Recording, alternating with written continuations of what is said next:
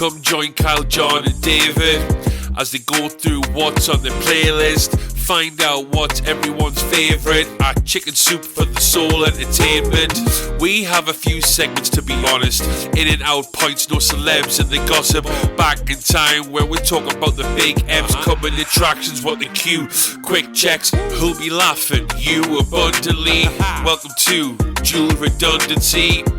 Yes, welcome to Dual Redundancy, the only podcast where we hear all latest in television, entertainment news with too many else with exactly the same opinions. I'm one of those hosts, David Allen, and another one is... John Berwick, and a third one is... Kyle Bridger. I would say that I'm the beef to this podcast. John is the bear, because we just say yes, chef. And Dave is Succession. I will give it to you. The only three shows You're a that must have aired on television, because that is all the TV Academy awarded this year. I really thought you were going to surprise me. It's and Dave's the Better Call Saul, 0 for 53. Yeah, no, I was nice. I've been nice to you recently. I like it. The new year, new you. Yeah, wow. We're going to break down the Emmys. We got a lot to talk about with that. We have a new show that'll probably be up for some Emmys next year or in 2026 when... the Emmys catch up to themselves. We got the curse. We got Kyle's corner rant. We got a lot going on tonight. We're going to jump right in with the Emmys first, though. No in and out points tonight.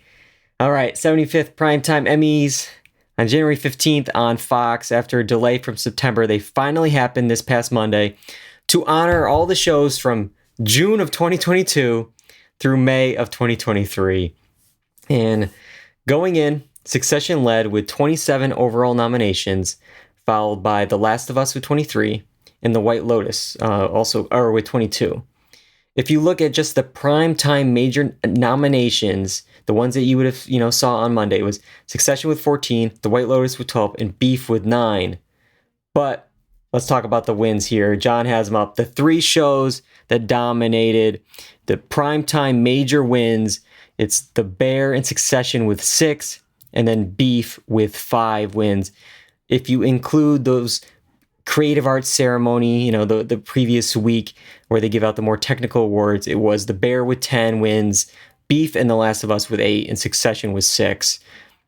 So really, it's really all the same shows. If in the primetime broadcast, it was Last Week Tonight with John Oliver is the only other show in addition to the ones I mentioned here, Bear, Succession, Beef, to win multiple primetime awards. There might have been one, here and there, but it was pretty much these 3 or 4 shows that dominated that night. And I mean, we said it on the podcast with our predictions. It was going to be Succession versus White Lotus, The Bear, Ted Lasso. I think you also had Abbott Elementary in the mix, Beef or Dahmer. But we were pretty certain at the end of the day it was going to be Succession, Bear, and Beef. Yep. And that's what it was. Yep. Is that all we got to talk about today? We're done? I mean, no real surprises here at all. I don't think we're surprised at one bit with any of the wins. It makes for an uneventful show, but because you'd like to see a little win here and there, like an outlier come in. Yeah, have a little spontaneity. It's just But I also think it's with the awards being delayed, it's I think that factors into it too, because it's we're hearing about these shows more and more as it's going along. Who did you vote for? That kind of thing. Whose star is rising? All that is happening much, much more as the time passes. And we'll definitely talk about it later on. But Emmys were at a bit of a disadvantage to be where they were in the lineup of this calendar season. Obviously they were going to be September. They would have been the first ones to anoint the Bear and to celebrate the final season of Succession. But instead, they were a week after the Golden Globes and the day after the Critics' Choice, where all this pretty much matched. And that's what's we don't have too much to say because these picks were so chalk, they were so set in stone. They match what we saw already in the past week at 2 other award shows, even though technically The Bear won all these awards for season 1, even though a week ago it won all these awards at the Golden Globes for season 2. You know what? And I have a bone to pick about this, especially with The Bear, because I thought it was most egregious with it when I was tuning into the Emmys. Okay, we're already having a hard time doing the math of when these shows aired, what season is up for what award. But then every single time, especially I noticed it with Evan Moss Bacharach, they were using his photo from season 2 for the awards of him in the suit at the in the so I was like, this is making it even more confusing. Like, this is for season 1, and yet you're using the photo for season 2 because clearly that's what's on everyone's mind. And that's what helped, just like I think, with his win, because let's talk about just the comedy races here. I mean, we all knew it was going to be between probably Ted Lasso and The Bear, and you would know probably within the first 1 or 2 awards where it was going. And after like the first one, I think Io here won it for supporting actress. It's like, all right, it's going to be probably The Bear night. And then Evan wins. It's like, all right, and it ends up picking up comedy series lead actor, both supporting categories, and writing and directing for a comedy series. It just missed out on lead actress, but there was nobody in that category. But AO next year, or this September, I guess, will be moving to lead for season 2. And I really think because of the whole, when it was airing season 2 versus when season 1 was being voted on, it certainly helped the Bears' wins here. Because I think, as much as I love Evan Moss Bacharach in this role, I think season 1, he was good. But I don't think he was the standout, as you said, in the Forks episode, his standout episode of season 2. But that's what they were seeing when they were voting for this. So it's very confusing. And I think next year or next September, I don't know if we're going to have season 3 by then. But even if we don't, it'll be up for season 2 at the awards. And we're going to see probably so many more nominations because you have all those guest categories, for all the people that were in the Forks episode at that dinner. If season 3 rolls around, by next year, you'll have so many other Hollywood people that will want to be in this show. Like, I feel like at this point, it's like, Meryl Streep, Robert De Niro, all those like big names are going to be like, I'll sign up for this. Like, but yeah, it's very confusing with all the awards and who's getting what. But I think any thoughts about, the comedy races, Kyle? Because it was all The Bear, Ted Lasso, completely shut out for its final season. Yeah, I mean, and I kind of agree with that. I didn't think it was Ted Lasso. I think Ted Lasso's strongest season was the first season, and it's just gone down since then. So I agree with it being shut out. If for me, the contender was Abbott Elementary. They did win in one of the categories with Quinta Brunson. So I think it went along with what you're thinking was, is like they're going to highlight the creator of that show for this thing. I just still think it's a weird category because it is a comedy. There was a lot of people online like mad about this, and I can see it kind of too. It's just because it's 30 minutes. Is it a comedy? Yeah. Because you look at the rest of the category, it's like, you got Barry in there. Barry was not a comedy. I love it, but it was not a comedy this final season. And I would say that, like, I mean, you could equal Succession with some of its dark comedy is similar to The Bear in a sense. And we'll talk about it with The White Lotus in a little bit too. That's a satire. Yeah. Like that's So it's just weird to see it in the comedy category, but I think it's a well-deserved. No, I do enjoy the show. And, I think it's a great show. Yeah, definitely. So all right, let's talk a little bit about drama in Succession here. Yeah, Succession got drama series. Kieran Culkin, Sarah Snook won the lead categories. Matthew McFadden picked up supporting actor in a drama. And then also claimed drama writing and drama directing for the Connor's Wedding episode of this past season. This means it only missed out on one, and that was the supporting drama actress. J. Smith Cameron was nominated in that category, but it was Jennifer Coolidge who won here for The White Lotus. She won the previous ceremony for limited series supporting actress, but here White Lotus is now in the drama category. So this category pretty much had J. Smith Cameron, as I mentioned. We'll talk about her in a second, Ray Seahorn, and 5 White Lotus stars. So anyone hoping for, or thinking that there was going to be any kind of White Lotus split, didn't happen. It was Jennifer Coolidge. What are your thoughts here, Kyle, on the drama race? You know, obviously with Succession winning, we could talk about Jennifer Coolidge, the White Lotus, other snubs. What do you think? I mean, these are the people we had, so I don't think there's any surprises there. I think Sarah Snook and Matthew McFadyen are well deserved. I think Kieran Culkin, we were unsure. Maybe they go with another way, but I think it's deserved there as well. The Jennifer Coolidge thing is so interesting because I feel like she has come out of nowhere and she's beloved in Hollywood by everyone. And I think that suits her well for winning these types of things. But, you know, correct me if I'm wrong. Like, I remember she was like back in like American Pie days. So it's just like she's come a long way. Just love that character in The White Lotus. And yeah. Again, I mean, maybe it was just like, oh, it's because, you know, spoiler for season 2, this was her send off. And this is, you know, like, we got to award her for the final one. It's like, well, you already awarded her for the previous one. And again, she was fun in The White Lotus. But I think if you're actually going to look at like the drama acting from The White Lotus, that the finale with Megan Fahey, I mean, it just what she does and just the look, like was what Jennifer Coolidge did in the season. I feel like, and it was such a comedic performance. I think I saw, John, that you had some comments about that as well, and you took to Twitter. I made a little bit of a trolley post about how Coolidge won. She won supporting for her lead role in a second season of a limited series. It's like it doesn't make sense. All that over Ray Seahorn, who is 0 for however many now. It's just like really. And I'm sure she's a wonderful person.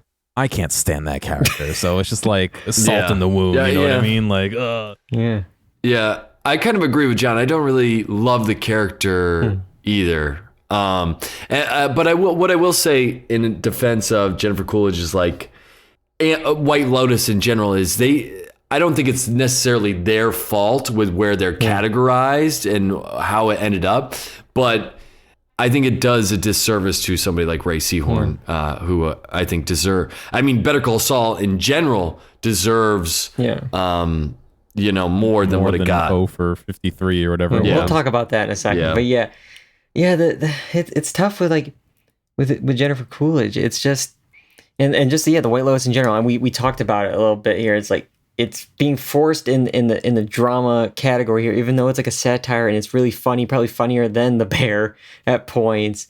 And I don't know. It's tough. I don't think it belongs here just in general. They made all these rules with like the whole limited versus drama thing, like a reoccurring character, but then, you know, Fargo is able to be in the limited category still. And I remember season 2, sure, it was played by a different actor, but you know, there was and it was a prequel, but it was the same character leading the case in season 2 that was appearing in season 1. And so like those cases were sort of connected, and it's like ticky-tack. I feel like we're really like, you know, splitting hairs here, but well, as you said, I mean, Matthew McFadyen, Sarah Snook, Kieran Culkin all deserved it. You know, obviously would have loved, you know, Jeremy to get another Emmy, but it's too hard to there's not enough categories for Succession to win. But because Succession was winning them all, that means no love at all for Saul. And this one hurts. And we've been talking about it for the last 2 or 3 years. How is it going to be possible? Are they really not ever going to get an Emmy? And they're never going to get an Emmy. 0 for 53. WTF? We need another season. all the more reason though. It's kind of sad. I mean, I've said it before that this is maybe my peak TV, and it's good that it's getting recognized with nominations, but that's not really not that it's not enough, but like it's definitely better than some of the stuff that's won in the past, you know? Definitely. I was like looking up like stuff and, you know, just seeing it. It's like there's somewhere it's like, okay, yeah, of course that makes sense. But it's like, you know, you also just think about it in general. It's like never for writing, never for directing, cinematography, just Bob Odenkirk in general. Just give Bob an Emmy. But like And then I was like thinking about it. And it's like there was also times where it wasn't even nominated when it should have been. Like, for Chuck, Michael McKean not being nominated for the episode Chicanery and that monologue. No love ever for Tony Dalton as Lalo, or even TV legend Carol Burnett. Not getting anything a nomination. It's just there's so many times where they could have nominated this show. So many times that the show should have won. And for what happened with like The Bear, with like the timing, and it's like, all right, we're airing season 2 when they're voting on season 1. They kind of tried this a little bit by splitting that half season up, or for that final season, where they're like, all right, well, we're doing the first part, and while voting's going on, they're going to see the final episodes, and maybe that'll help, and that would have helped last year. But if anything, it might have screwed them this year because it was so long since those final episodes for them to remember this time around. But yeah, I mean, this show should be like I saw on another I saw online. This thing should be encased in gold. That's how good this show is. But you just get in these weird years. I mean, Succession is a behemoth. How it's unlucky there. And I've said this before. I think it gets taken for granted of how good it is. It's a different vibe than Breaking Bad, and I don't know if it was as popular as Breaking Bad. So all those things. I mean, Ray Seahorn, Bob Odenkirk aren't really big names. Yeah. I mean, they've been in Hollywood, like Bob has been around, but they're not huge names. So they're not Jason Bateman in Ozark, or Game of Thrones. It's So I think it was always going to be very, very tough because they just got in some weird years where there was a really popular show, says Ozark. The first couple of seasons there, people were dying for it. So, just tough. I think bad timing and the lack of popularity with the show. But hopefully, in the long run, it will be seen as it joins the ranks show, of like something like The Wire and a bunch of other Parks and Rec never got an Emmy as well. There's a bunch there on that list. It's like, oh yeah, they never won an Emmy. But all right, one last little thing we can talk about real quick is the limited series, anthology series. Beef pretty much won what Succession did. Limited series, lead actor, lead actress, writing, directing. It just cleaned up. The only things it missed out on were supporting. Niecy Nash Betts won for Dahmer, Monster, the Jeffrey Dahmer story, and then Paul Walter Hauser for Blackbird, which again we predicted those as well. But yeah, I don't have much more to say. It's like Beef was the show of the year for a limited series. So it won. It's very the only thing we say a very weak category this year. I think overall compared to others. Yeah, especially when we look at like Obi-Wan Kenobi's in this category, which aired literally at the start of the Emmy eligibility period of May of 2022. It was like, but all right. So it was these 3 shows that dominated. And as much as like they deserved it, like, is that good? I feel like for television, for the Emmys, because it's like, there's like 600 shows and we're just really awarding these 3. It's like the Emmy voters only watch these 3. Like, I feel like the Emmys are already in a difficult spot, being delayed because of the strikes, and like it just seemed like, oh, we're just gonna reward the same 3 that they won at the Golden Globes, and the next day, or the day before with the Critics' Choice, and it's just like, even like I feel like the actors were like, I'm running out of things to say. I don't have any more people to thank. Like, it's all I just did this yesterday. It's Groundhog's Day. Like, and I don't know. Is this good, Kyle? It's just every year. I feel like it used to be, I think, a little bit more spread out. Everyone would, 2 wins here, 2 wins there. But now it's like, you're in a show. Your show's winning. And everything else, like, it doesn't stand a chance. Yeah. I wonder, a couple of thoughts. I wonder if it's to do with the sheer bulk of shows that are out there. So it's like, I only watch these 3, and I'm just going to give them everything because I know it was good. I also am starting to wonder how much is, things like Twitter or social media in general, how much is it affecting voting? Because if you're bombarded with information, whereas before, maybe I just see a screener, I really enjoyed this person's acting, and I'm going to go with them, rather than, wow, I'm constantly hearing about so-and-so, and therefore I'm going to vote for them. I mean, they always had that stuff. They always, it's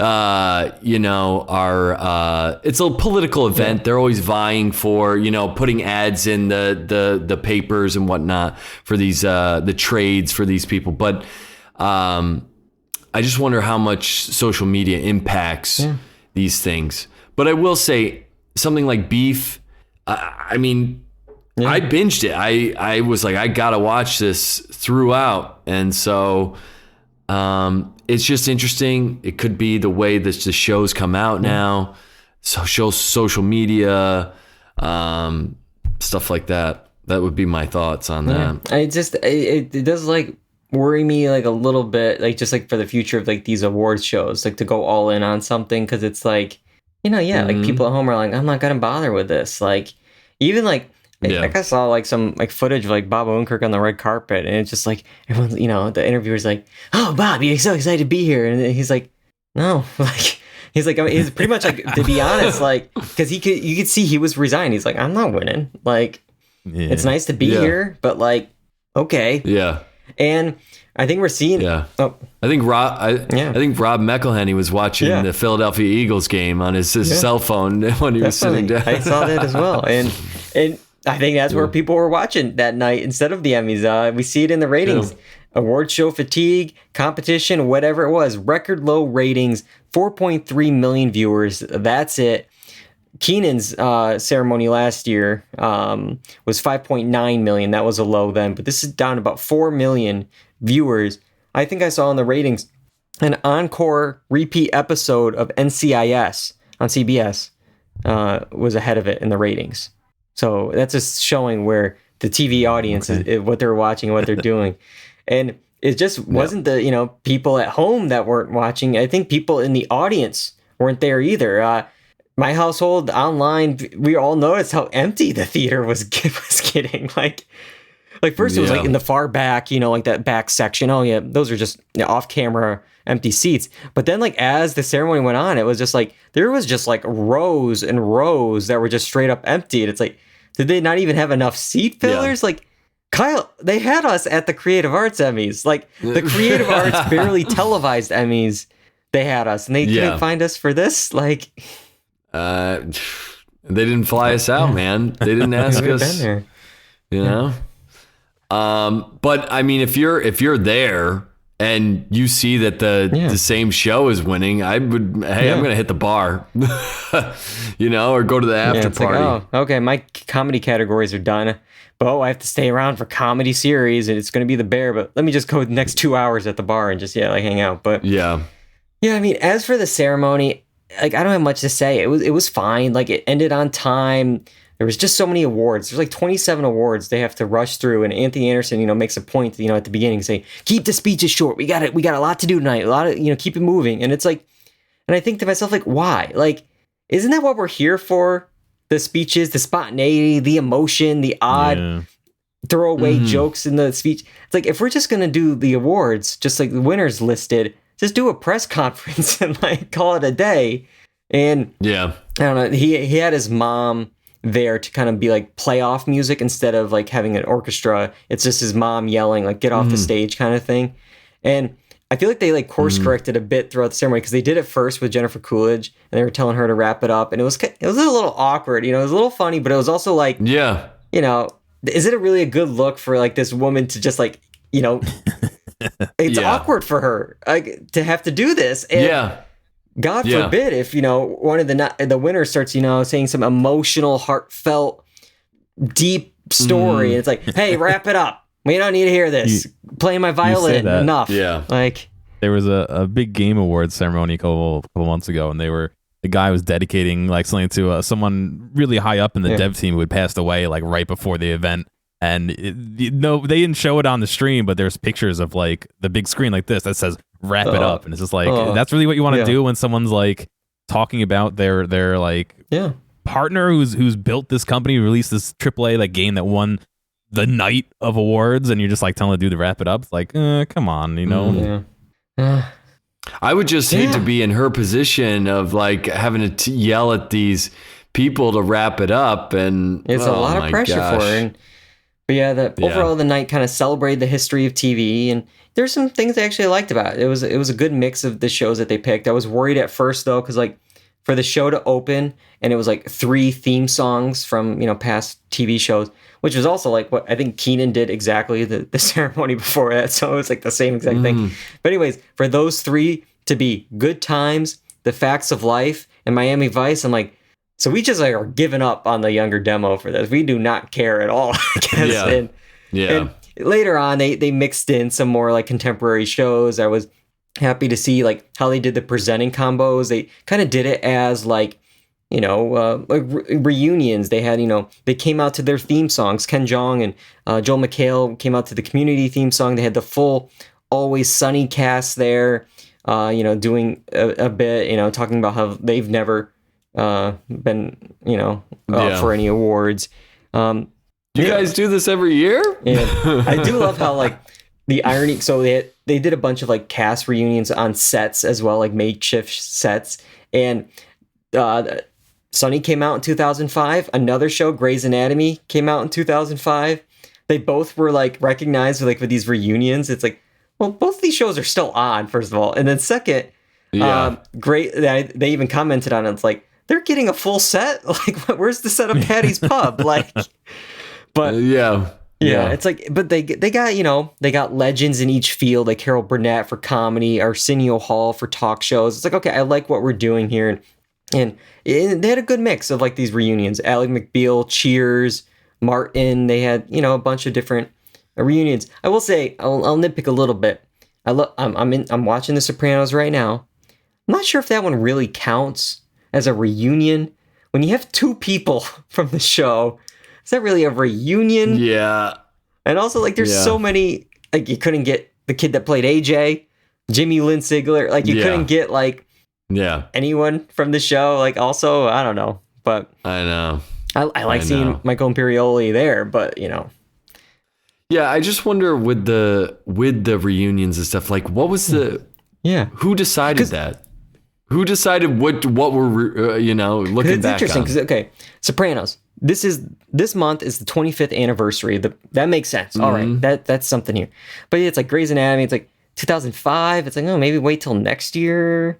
Maybe, I don't know. Or like same with like, I don't know, like the timeline of Ally McBeal and Martin and Cheers. But it's like, why now for those shows? And I feel like that's a reoccurring theme with a lot of it. But the only surprise for me of the night for me was the John Oliver versus SNL of it all. Because for years they would actually win their respective categories. They were separate, but for the first time, John Oliver was against SNL in the Outstanding Scripted Variety Series category, while his old competitors were all in the Outstanding Talk Series category this year. So they kind of split it. And so it was like, ooh, who's going to win? SNL versus John Oliver. We'll finally get a decision here. Out the 2, I would have picked John Oliver, and that's what it was. But it's funny because like I saw on like Kimmel's talk show here that he was always saying for years they would complain that John Oliver was always winning, but it's like they could at least say, oh, you're probably like second. But like now he's gone. The Daily Show's Trevor Noah won in that category, which again ended back in like December of 2022. So it's like, no, we weren't even second. Now we're like, we kick him out and he's still gone. But I still don't understand then how like SNL, John Oliver, Daily Show, all those talk shows are then in the Outstanding Writing for a Variety Series category still. So they're still all competing there, but they're not competing there. But whatever. That's all I have to say about the Emmys. But do you have anything? Just with the John Oliver thing, because I don't watch it that frequently. How often are they doing like scripted bits like SNL is? They have like maybe their a 5-minute thing at the end like sometimes where they'll bring in like a little like a skit, with a famous actor, to do whatever they were commenting on. But it is like a desk piece, which is like they, Jimmy Fallon does not do what John Oliver does. He doesn't have John, it's like the whole thing with talk show guests versus, but he is doing a monologue, so it is very confusing. At the end of the day. Yeah. But oh well, that's it. That's it for the Emmys. We got. Normally, I would say we talk about them next year, but we're probably going to be talking about them this July for the next set of nominations. So get ready for that. Maybe our next show will be up for some Emmys. In order to talk about it, we have to go back. So send us back. We're back, baby. Gotta get back in time. Yes, all right. We're talking about True Detective Night Country. Now, this is the premiere episode, part 1. Technically, it's season 4 of True Detective, but these are standalone seasons, so it's season 1, episode 1 of Night Country. It dropped on January 14th. This season takes place in Ennis, Alaska, and follows detectives Danvers, played by Jodie Foster, and Navarro, played by Callie Reese, as they investigate the disappearance of 8 men who operate an Arctic research station and vanish without a trace.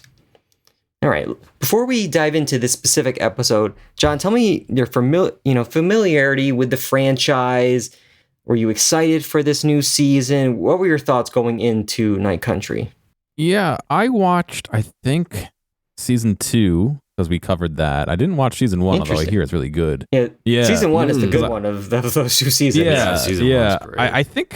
I think I might own it somewhere, like on streaming or a disc or something. I just never ended up watching it yet.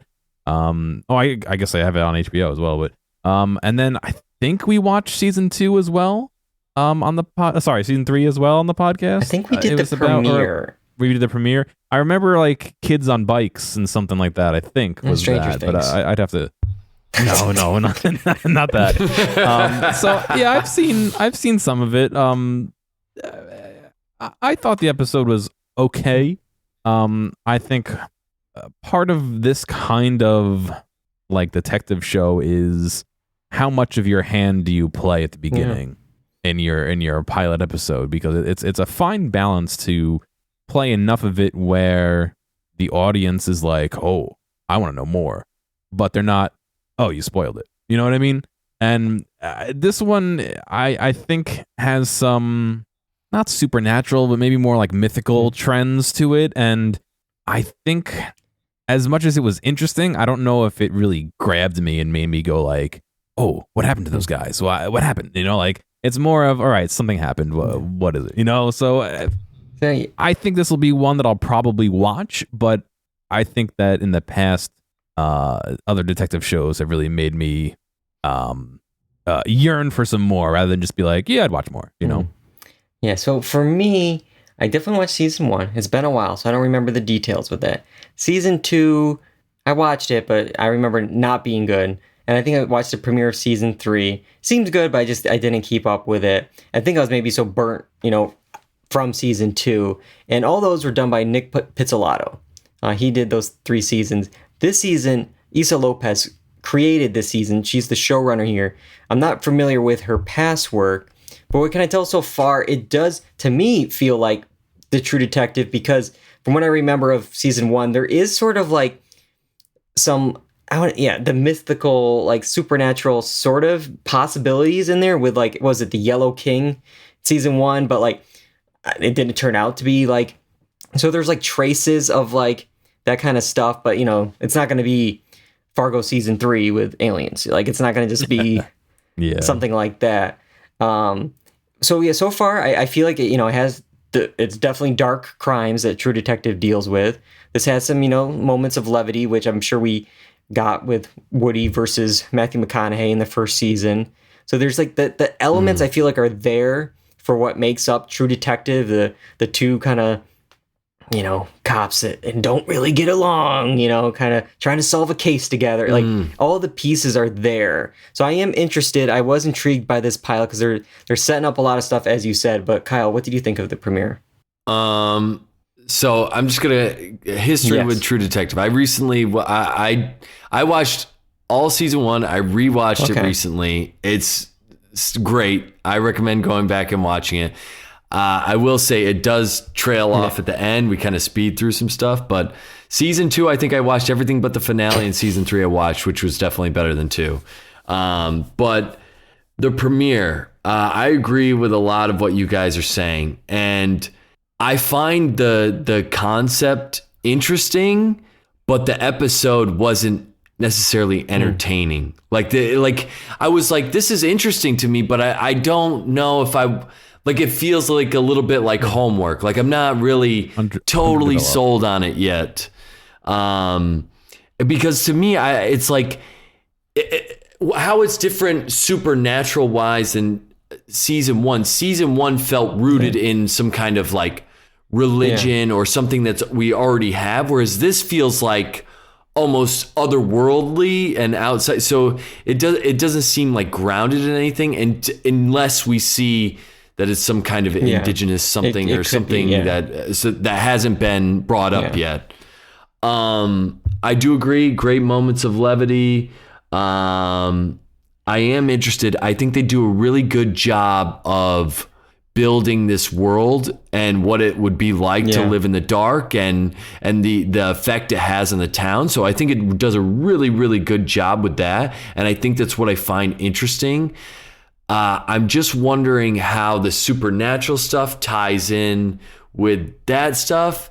And I know it's still early yet. We're still figuring out. We're still going along for the ride. But it kind of took me out of it at points. But seeing some of these characters, I'm interested. I'm interested to see what happens with them.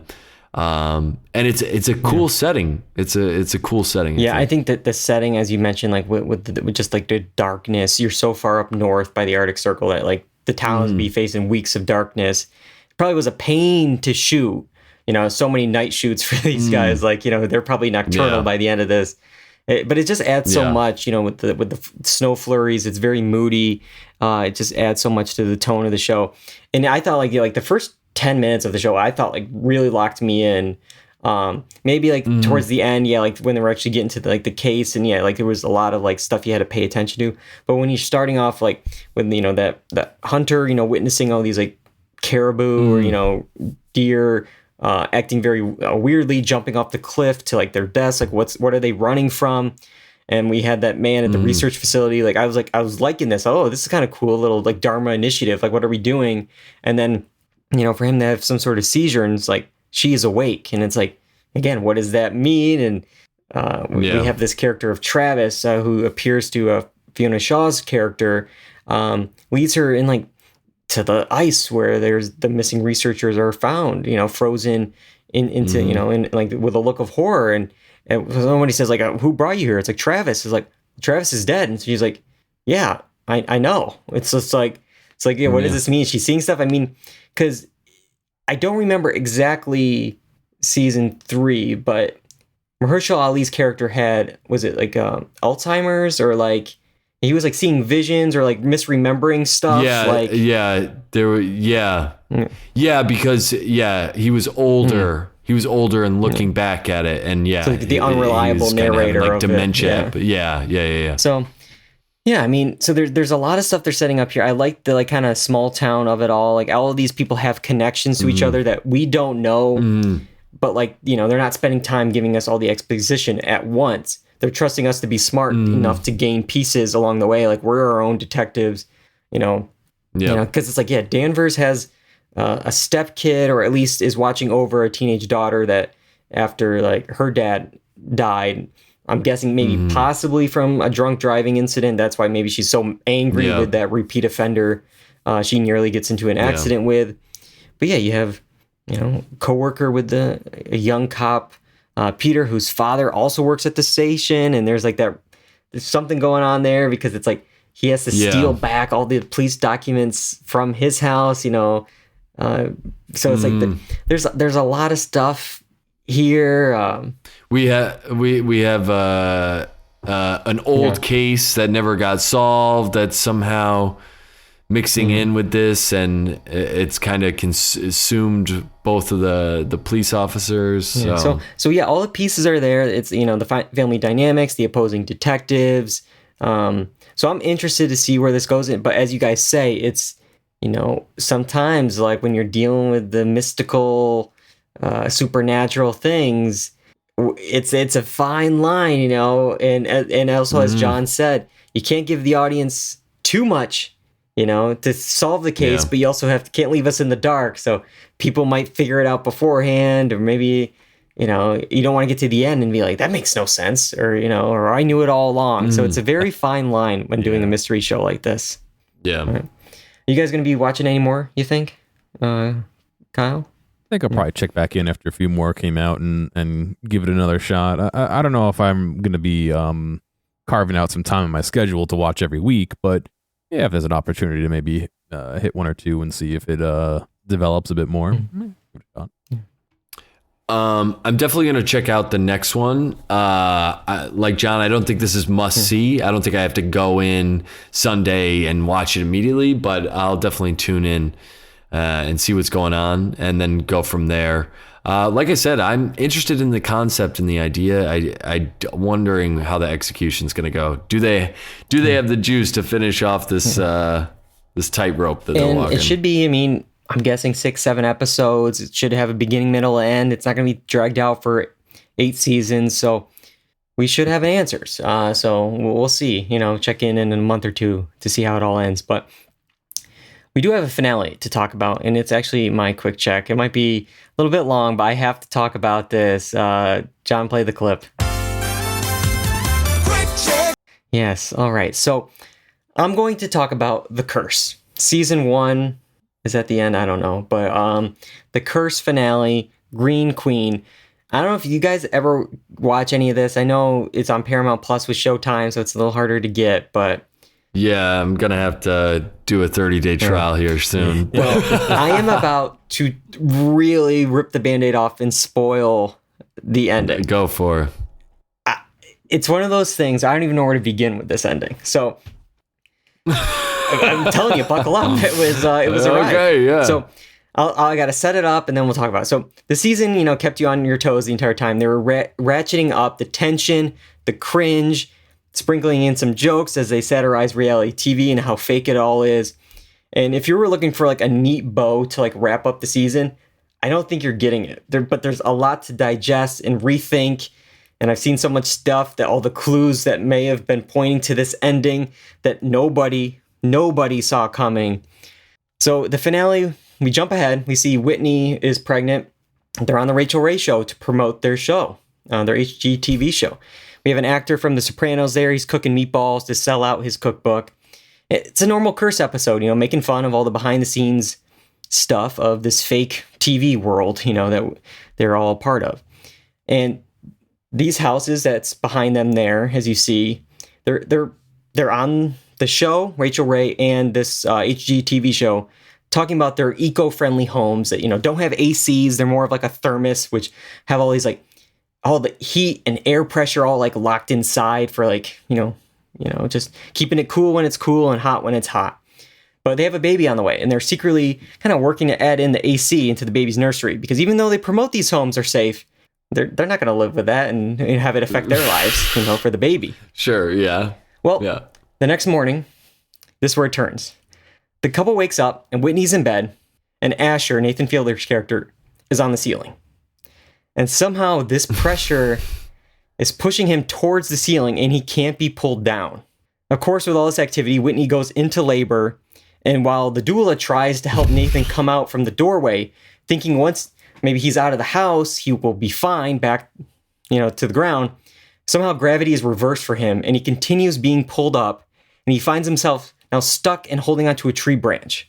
If he lets go of this tree branch, it's very likely that he's going to be shot up into the sky. So now producer Dougie here, of course, wants to capitalize on all this, get the footage for season 2 because he didn't see any of this. The only person that saw this was the doula and Emma Stone's character. So like they ran off to the hospital to do the baby. So nobody sees this. Like they don't believe Asher that like, what are you talking about? Like just, so the fire trucks come in. Nobody's listening to Asher. He says he can't jump. He needs like a net around his back anchored to the truck. Dougie keeps trying to get footage. He has a drone going. The firemen all think it's just a stunt or prank for the show kind of thing. And, after a while, it seems like, oh, maybe they'll do the net or whatever. But then they realize that, like, the firemen there, they start chainsawing the tree branch. And Asher starts screaming. And I really actually felt this tension. Like, I was so nerve-wracking. Like, I've been iffy on Nathan's acting all season just because, like, I know Nathan's. He really sold it here. It was, like, actually terrifying because we knew as the audience what was going to happen. Yeah. And, you know, to everyone's surprise, Asher is pulled up into the sky, flying out into the atmosphere, curling up into, like, a ball, almost like the 2001 Space Odyssey baby, you know, in the air. And as he leaves, Whitney's baby is born. And as the fire trucks wrap up the scene, onlookers ask, like, oh, like, what movie is all this for? And somebody's like, oh, that was the HGTV guy. And they're like, oh, so all this was for TV. Huh. And that's the end of the curse. And oh my gosh, that's wild. And it's just, there's so much to unpack because is it symbolic? Maybe it's just Fielder and Safdie, like, laughing at everyone, trying to find deeper meaning. Yeah. But I mean, there's a lot of things that it could be. I mean, it could be obviously like just about the pressure of fatherhood, like literal pressure. Your world's upside down. Not, you know, it's just you're being pulled away because like the bond between the mother and a baby. You know, there's no need for you. You're maybe you're seeing everything from a different angle now. There's so much stuff to unpack with that. Personally, I like, you know, kind of go back to the commentary of what they've been talking about with TV, maybe even Nathan's work in general. Everyone is acting like this is a stunt to promote his show, which he does a lot in real life. And maybe just the over idea of like tricking the audience to sell your art. Like you need to have this mysterious curse of, you know, for the season to get people to watch this show, which is really just about an average couple. And that was like on us. Yeah. Like for us to get to watch the show, you have to like kind of trick us into watching this. And even to go back to the beginning of this episode, you have a star from one of the most prestigious shows of all time, The Sopranos, on a daytime talk show cooking meatballs to promote his work. And so there's definitely some, you know, parallels with all that. It's a lot to think about. I saw so many like things that people are pointing out now, just little lines or maybe just different camera things that may have been pointing to something like this happening. But watching this and just like thinking it was a normal episode and then just the rug being pulled out and seeing what they did. I don't know how they even did the stunts of what he was doing, because there was points where I'm like, oh, they're probably just spinning it like, you know, like the Inception elevator. No, like that's not it, because there was points where like both were off the ground. It was wire work probably was involved. It was very intricate, but overall, Interesting. It's just, I wasn't sure what this show was, if it was a mini series, if it was a drama series comedy, like what was this? Is it ongoing? And, you know, last month when Emma Stone was nominated in drama for the Golden Globes, and not a comedy, I'm like, oh, I guess they're going to do multiple seasons of this. It's not limited. But at this point, I don't know how is this not a limited series? Yeah. You just had because I was he's up in the sky, like he's gone. Like, Yeah, I know. I was gonna ask you. I was like, "Is this drama limited? How are we doing one season? Are they gonna get Emma Stone to do more than one season?" I mean, Emma Stone is a producer on the show. I think it's part of A24, but I think it's also like her production company with her husband. And I mean, I don't know. Maybe Asher's reborn as the baby. There's definitely something possibly with that. You got a little Nathan going around. I don't know. It's gonna be like the What We Do in the Shadows with little Colin Robinson. So that's the curse. I had to talk about it. At first I was on the fence, but then I watched the finale. I'm like, yeah, I'm talking about this because it needs to be talked about. It's just, it was wild. It was legitimately terrifying. Like this is now a new fear I have. Like it's just how they did it and just like the physicality of the stunt. It just, I'm still wrapping my head up like how they actually did some of this work, but. Yeah, I'll have to check it out, man. Sorry, I ruined it. Listen, the enjoyment is in the ride, not the ending, man. That's true. But all right, is the enjoyment here in Kyle's corner? This is a segment we got to kind of set up a little bit here because we don't do it as often. Yeah, we don't do it ever. We did it a couple of times. We have a graphic. Like it's a little outdated, you could tell with some of the photos. But his hair and all that. But anyways, just think of this as back in the day, 60 Minutes. Andy Rooney would be there in the last 5 minutes to kind of have something to say. And between my text messages with Kyle this week, he has plenty to say about the wild card exclusive game on Peacock. Kyle, first set this thing up and then just go at it. So I know this has been, people have kind of talked about this to death, but it's just so egregious, the whole thing. So the NFL sold the rights to the Chiefs Dolphins game to NBC to air exclusively on Peacock. Now, most NFL games you can just find on broadcast television nationwide. Well, for this game, it would air in the markets on broadcast, and then everyone else, they said, yeah, no, you're going to have to get Peacock. Sorry, guys. And so this really annoyed a lot of fans, and they saw for what it was, which is a major money grab by the NFL. They sold it for like 120, 180. It was a boatload of cash for it. Not to mention whatever ad money they get from the advertising. So now you've got a subscriber double dipping on the money, on the rights and the ad money. It's insane. It's just crazy to me. Representatives from Congress were getting involved, bringing this up. It's just like, where does the greed end with the NFL? How much more money could you want? And the way Peacock was advertising this was that, like, if you join us, you'll be a part of, this historic event. And then the next day they went on and said, this was the biggest streaming event ever and good for us. Like, we did anything besides make them more money. It's just it's so hilarious. They got you for that year. Cause like I had to subscribe to Peacock this past weekend, not for the game, but for season 2 of The Traitors. And they did this, they did this correctly it was a good business plan. The same weekend of this game, they did Traitors. They had that TED series based on the movies there, all dropping this weekend to get people as big as they can to sign up. And then what is 1 month to the day of the next release? The Oppenheimer release. So in February, they're going to have Oppenheimer on the service. It's like, oh, that'll get you for the next month. And like, I see what they're doing here. As the businessman, this like makes sense. If they really want to get Peacock going, this makes sense. And I will say, I know you said this too, Kyle. I am just worried for the future for you guys because Amazon bought Thursday Night Football, and right, I believe they have the rights for that. Yeah, they have the rights to Thursday. Linear TV is dying, especially broadcast TV.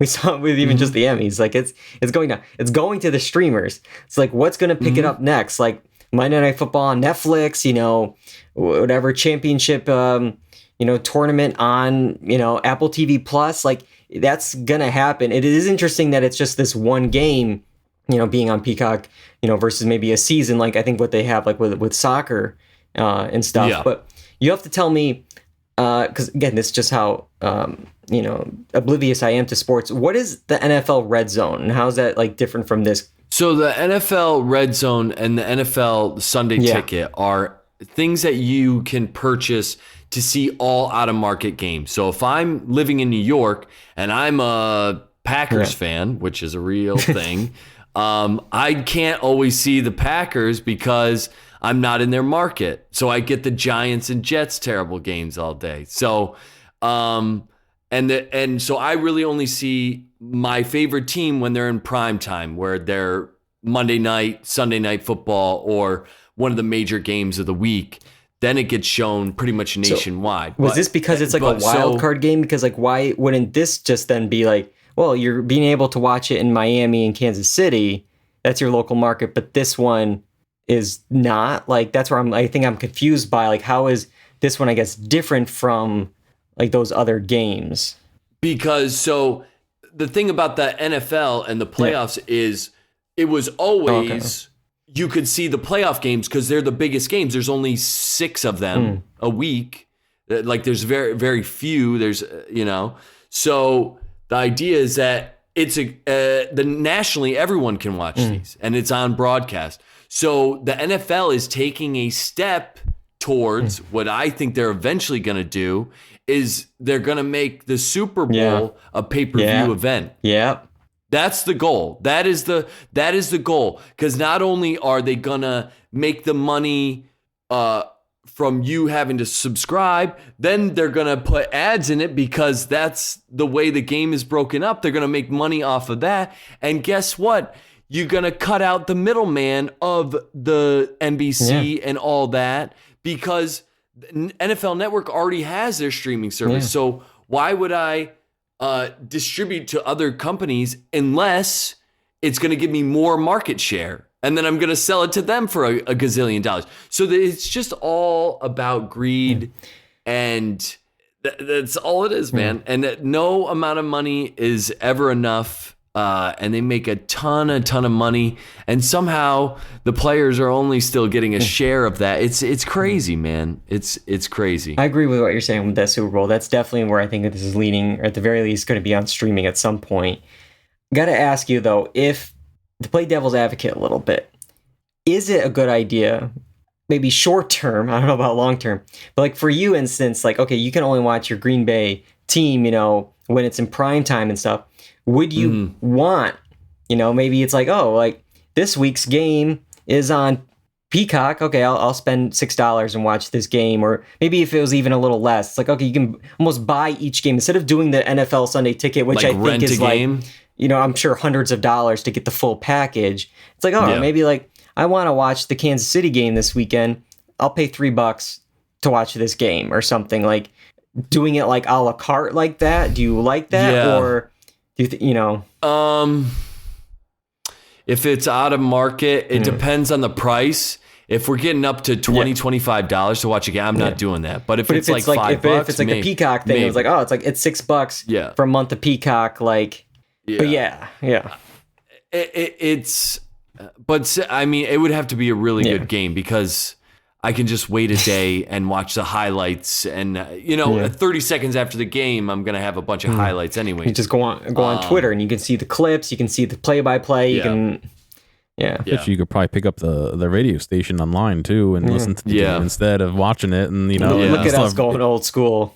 Yeah. Back in my day, it was on the TV. Now it's on the radio. Like the other thing about this though is it would be okay if the product was better. If Peacock was better, okay? Because I have Peacock. I didn't watch this game, even though I did have Peacock. So you weren't already. part of that special group, Kyle? No, I was not part of this special. Yes. So I have the Premier League. I watch it for soccer. But with the soccer, they will not allow you to pause, fast forward, rewind. For a live thing, they don't let you do anything. They don't let you record it. It's like we've gone back in time. TiVo was probably the best option for these things, and it's gone, man. It's just like the interface for these things is worse.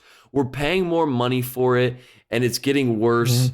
The stuff that's even being created, we're not talking about live sports, but creativity-wise, is getting worse. It's like, what are we doing here? What are we doing? You weren't a fan of Patrick narrating live on whatever game he did? They're doing that for the Super Bowl, They're doing like a slime time the Nickelodeon, game. It's not creative enough for you, Kyle? Well, to be fair, I mean, I think it's a great idea, but what is the NFL trying to do? They're trying to get the young kids right from the get-go. So it's almost like tobacco and cigarette companies. The NFL is just the CTE of that, the brain injuries of that. You know what I mean? They're trying to get you young. Oh, boy. Well, anything else, Kyle? Should we close out the quarter? Is that it? No, but also Peacock stinks, and this isn't going to save them. Maybe Trader Season 2 will. I'm into Traders. Yeah.